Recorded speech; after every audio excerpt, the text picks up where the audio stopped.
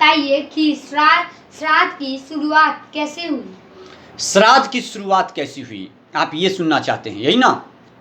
तो सुनिए, सबसे पहले जो भीष्म पितामह थे उन्होंने युधिष्ठिर को बुलाया और युधिष्ठिर को बुला करके यही प्रश्न युधिष्ठिर ने भीष्म पितामह से पूछा कि पितामह, श्राद्ध की जो उत्पन्न है ये कैसी हुई, श्राद्ध हम क्यों मनाते हैं? देखिए, श्राद्ध सबको बनाना चाहिए, सबसे पहले ये समझ जाइए। हम यदि जब हमारा मृत्यु हो जाए तो हमें जरूर श्राद्ध करें हमारा, और हमें हर साल हम पे पानी अर्पित करें, हमें जल अर्पित करें।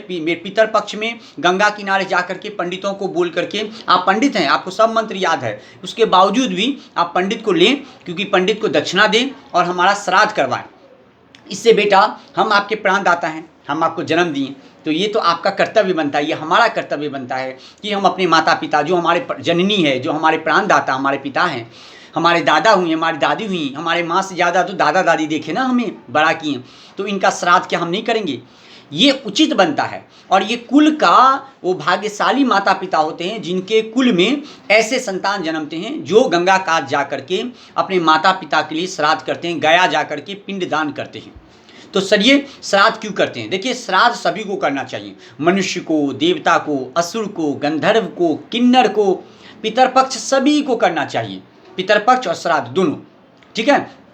इससे अच्छा संतान उत्पन्न होता है, संतान की भाग्य बढ़ती है, आपके घर में और कुल में और बच्चा उत्पन्न होते रहेगा, पुत्र उत्पन्न होते रहेगा। यदि आपके पितामह, आपके पूर्वज जो आपके साथ नहीं हैं, उनको आप जब श्रद्धांजलि देते हैं, उनको जब जल अर्पित करते हैं, उस समय में, तो भीष्म जी कहते हैं कि सर्वप्रथम परम पिता जो ब्रह्मा थे, ब्रह्मा ने एक प्रतापी पुत्र को जन्म दिया जिनका नाम था अत्रि। अत्रि जी बहुत फेमस ऋषि हैं। अच्छा, अत्रि के वंश में ही एक भगवान आए, भगवान का नाम था दत्तायत्र। अब दत्तायत्र जो भगवान हैं, उन्हीं से एक और संतान उत्पन्न हुए जिनका नाम था निमि, ऋषि निमि के एक संतान हुए जिनका नाम था श्रीमान। समझिएगा चीज़ों को। अब श्रीमान ने क्या किया वो सुनिए। श्रीमान बहुत ही ज़्यादा भगवान के भक्त थे, वो भगवान का सेवा हमेशा करते थे श्रीमान जी। तो तपस्या में लगे श्रीमान जी का शरीर त्याग हो गया, वो चले गए। जब श्रीमान जी का मृत्यु हो गया, वो अपने शरीर को त्याग कर दिए, तो उनके पिताजी जो थे ऋषि निमि, उनको बहुत कष्ट हुआ अपने संतान की ये मृत्यु प्राप्ति देख करके। तो उनके मोक्ष के लिए, मैंने पिता निमि ने अपने जो पुत्र थे उनके मोक्ष के लिए, श्रीमान के मोक्ष के लिए उन्होंने क्या किया, उन्होंने श्रीमान के मृत्यु के 14 दिन के बाद उन्होंने 7 ऋषियों को बुलाया, 7 ब्राह्मणों को बुलाया।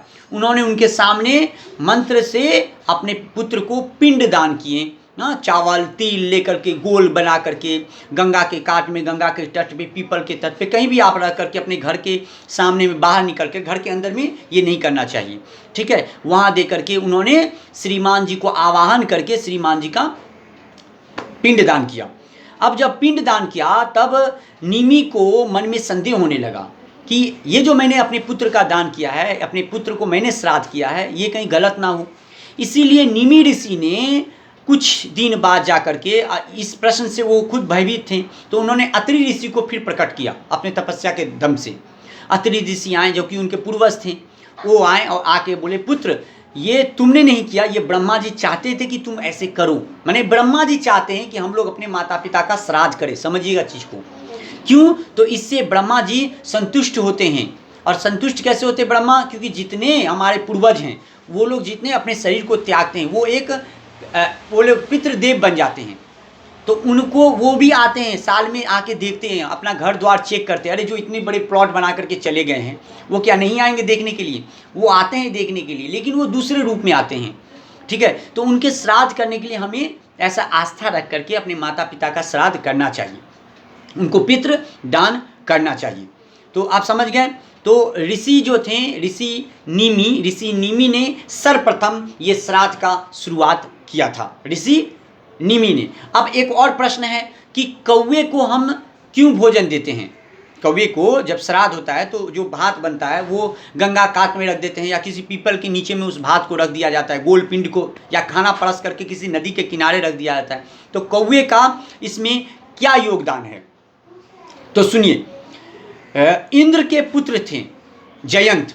अब जयंत जो था वो राम जी को देख करके संदेह हो गया कि राम सचमुच भगवान है कि नहीं है, क्योंकि राम भगवान जो थे माता सीता का चूल समेट रहे थे, चूल को समेट करके उनको ठीक कर रहे थे। तो उन्हें लगा 3 लोक के मालिक माता सीता एक स्त्री के प्रेम बस में ये चूल समेट रहे हैं, ये भगवान हो ही नहीं सकते हैं। तो उन्होंने माता सीता को परीक्षा लेने के लिए जयंत जो थे उन्होंने क्या किया, कौवा का रूप धारण किया और माता सीता के चरण में जा करके काट लिया। वहाँ से खून बहने लगा। वो खून धारा दौड़ करके राम जी के पास पहुँच गया। राम जी देख करके सब कुछ समझ गए। उन्होंने एक कूस को उठाया और उठा करके मंत्र से उन्होंने जयंत के ऊपर छोड़ दिया। अब वो जयंत रूपी कौवा था, वो भाग रहे, 3 लोग चले गए, उन्हें किसी ने शरण नहीं दिया। वो दौड़ करके फिर भगवान राम के पास आए शरण लेने के लिए, लेकिन वो जब तक आते आते तब तक वो जो था तीर उसका असर हो गया और कौवे का एक आँख, ज़्यादा उसको नुकसान नहीं किया। वो तो ब्रह्मास्त्र था, वो तो कौवा को मार देता जयंत को, लेकिन उन्होंने नुकसान नहीं करके उन्होंने क्या किया, एक आँख पर उसको कौवा को लग गया और कौवा का एक आँख जो था वो खराब हो गया। अब कौवा का जब एक आँख खराब हो गया तो भगवान राम ने फिर कौवा को पूछा कि मांग, क्या आशीर्वाद मांगता है, कि तेरा एक आँख खराब हो गया, ठीक है, लेकिन तुमको मैं कुछ आशीर्वाद देना चाहता हूँ, मांग ले। तो बोले प्रभु आप सिर्फ अपने शरण में मुझे जगह दीजिए, मुझे कोई आशीर्वाद नहीं चाहिए। ये बात सुन करके जो ये थे आपके क्या नाम था उनका, कौवा, ये राम जी बोले कि प्रभु कौवा बोले कि प्रभु मुझे अपने शरण में जगह दीजिए। तो राम जी इस बात पर बहुत संतुष्ट हुए। उन्होंने बोले ठीक है, मैं तुम्हारे एक आँख में इतनी शक्ति देता हूँ कि तुम हर मृतक प्राणी को देख सकती हो, तुम इस लोक उस लोक सब इस दृष्टि से तुम सबको देख सकते हो इस आँख से। तो इसलिए पक्षियों में कौवा बहुत ज़्यादा चालाक होता है कि उसके अंदर बहुत ज़्यादा दिव्य शक्तियाँ हैं। इसलिए मृत्यु के बाद सर्वप्रथम जो अनाज है वो कौवे को खिलाना चाहिए, क्योंकि कौवा के ऊपर राम जी का आशीर्वाद है। और राम जी खुद बोले हैं जब तुम पिंड खाओगे, पिंड का अन्न खाओगे तो उसका जो है मोक्ष प्राप्त होगा। और कौवा जानता है कि किस योनि में दूसरे व्यक्ति जो हैं वो चले गए हैं। यदि हम इस बार इस योनि में हम मरे और गलत काम किए तो हम किसी भी पशु पक्षी कोई भी योनि में जाके जन्म सकते हैं। तो उसमें उस वक्त जा कर के वो जो कौवा है वो कौवा हमें दर्शन कर लेता है, पता लगा लेता है कि कौन योनि में क्या है। इसलिए कौवे को पिंड दान करना चाहिए। तो आपका प्रश्न का उत्तर मिल गया आपको। हमें सबको मोक्ष के लिए हमारे माता पिता को पिंड दान करना चाहिए, श्राद्ध करना चाहिए। पितरपक्ष जिस दिन श्राद्ध हुआ है उस दिन श्राद्ध के दिन जा कर के जिस दिन पापा का मृत्यु हुआ है या ये हुआ है वो उपलक्ष्य में आप उस दिन में आप क्या करिए, पिताजी का श्राद्ध कीजिए। यदि नहीं कर पाते हैं आप तो ये जो 29 तारीख आने वाला है पितरपक्ष, इसमें जा कर के गंगा घाट के नज़दीक जा कर के माता पिता का श्राद्ध करिए।